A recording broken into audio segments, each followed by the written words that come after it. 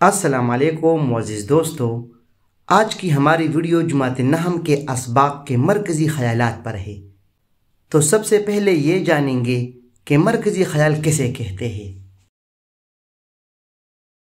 مرکزی کا معنی بنیادی اور خیال کا معنی تصور ہے۔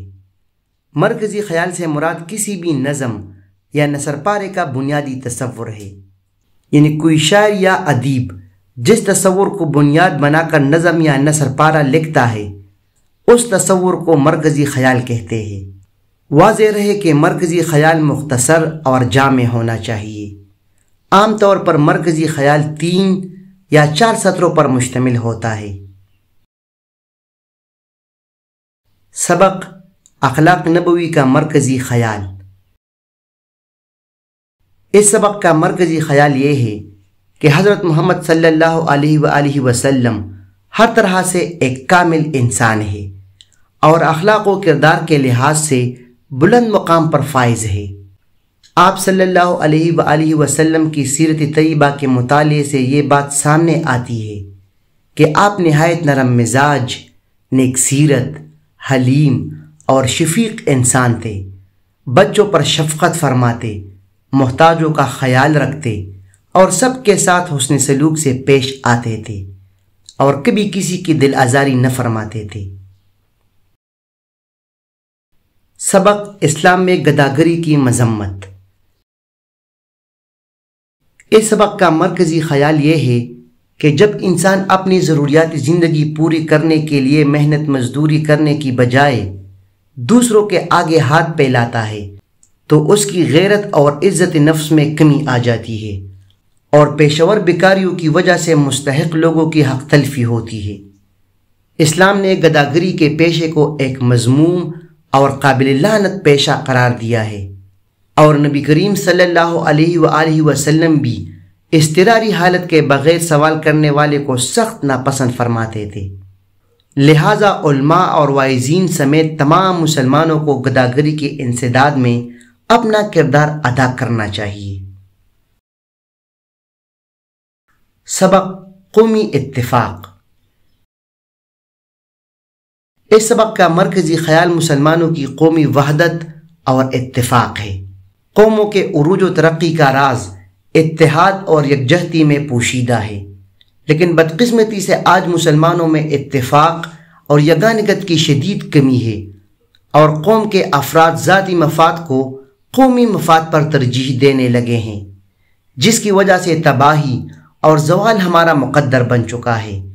ماضی کی شان دوبارہ حاصل کرنے کے لیے قومی اتفاق کی کوششوں کو فروغ دینا ہوگا۔ سبق انسان کسی حال میں خوش نہیں رہتا۔ یہ سبق اس خیال کو بنیاد بنا کر لکھا گیا ہے کہ انسان فطری طور پر ناشکرا واقع ہوا ہے اور وہ اپنے موجودہ حال پر کبھی راضی نہیں رہتا، دوسروں کو مزے میں اور خود کو ہمیشہ مصیبت میں سمجھتا ہے۔ زندگی میں پیش آنے والی آزمائشوں کو رب کی رضا سمجھ کر راضی رہنے اور صبر کرنے کی بجائے روتا دھوتا ہے اور واویلا کرتا رہتا ہے۔ یہی وجہ ہے کہ اسے سکون اور دل خوشی نصیب نہیں ہوتی۔ سبق نسوح کا خواب کا مرکزی خیال۔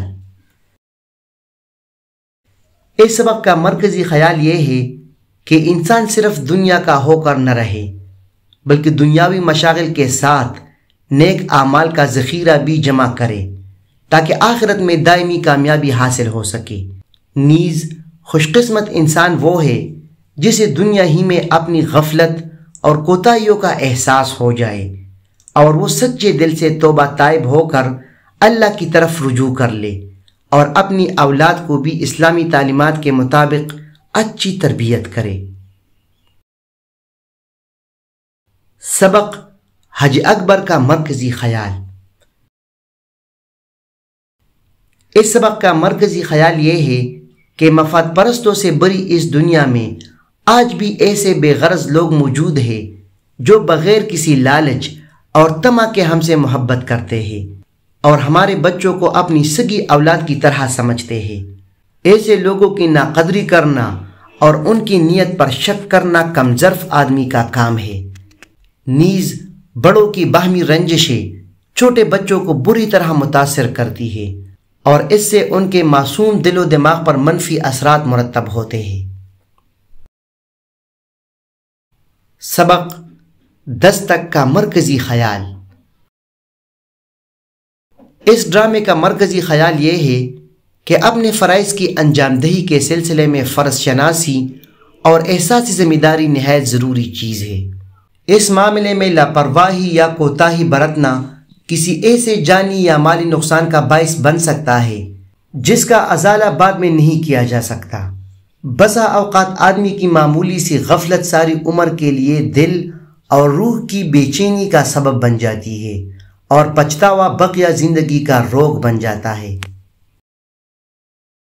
سبق غلام کا مرکزی خیال۔ اس سبق کا مرکزی خیال یہ ہے کہ بے سہارا اور لاوارث بچوں کے بگڑنے کا بڑا سبب عدم توجہ اور عدم تربیت ہے۔ اگر ان کی بنیادی ضروریات زندگی کا خیال نہ رکھا جائے اور ان کے ساتھ شفقت اور ہمدردی کا سلوک نہ رکھا جائے تو ان میں بہت سی اخلاقی برائیاں اور معاشرتی جرائم پیدا ہو جاتے ہیں اور پھر وہ اتنے بگڑ جاتے ہیں کہ ان کی اصلاح ممکن نہیں رہتی۔ سبق آرام و سکون کا مرکزی خیال۔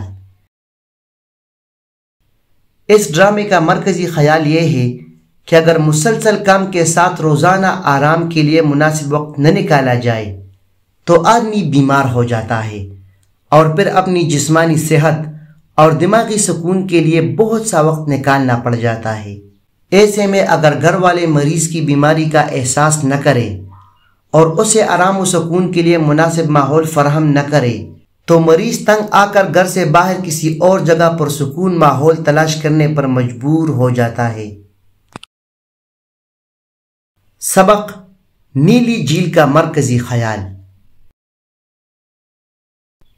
اس سبق کا مرکزی خیال یہ ہے کہ بچپن کا زمانہ معصومانہ شرارتوں اور حماقتوں کا زمانہ ہوتا ہے، لیکن بچپن کا یہ خوبصورت دور بڑی تیزی سے گزر جاتا ہے اور بعد میں انسان جب زندگی کے تلخ حقائق کا سامنا کرتے کرتے تک جاتا ہے تو اپنے بچپن کے سہانے وقت کو یاد کر کے دل کو بہلانے کے بہانے ڈھونڈتا ہے، لیکن گزرا وقت کبھی واپس نہیں آتا۔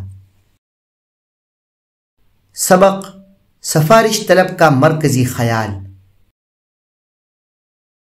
اس سبق کا مرکزی خیال یہ ہے کہ سفارش کی لعنت ہمارا قومی المیہ بن چکی ہے۔ نااہل لوگ سفارش کے ذریعے اہل اور قابل لوگوں کے حق پر ڈاکہ ڈال کر بڑے بڑے عہدوں پر فائز ہو جاتے ہیں، جس سے حقدار لوگوں کی حق تلفی ہوتی ہے۔ سفارش کی لعنت سے چھٹکارا پانے کے لیے ضروری ہے کہ سفارش طلبوں کی بھرپور حوصلہ شکنی کی جائے اور ہر شخص اپنے دائرہ اختیار میں رہ کر سفارش کے خاتمے کے لیے اپنا کردار ادا کرے تاکہ ہمارا معاشرہ سفارش کی برائی سے پاک صاف ہو سکے۔ تو جی دوستو، ویڈیو کیسی لگی اپنی رائے کا اظہار ضرور کیجیے۔ بہت بہت شکریہ۔ اللہ حافظ۔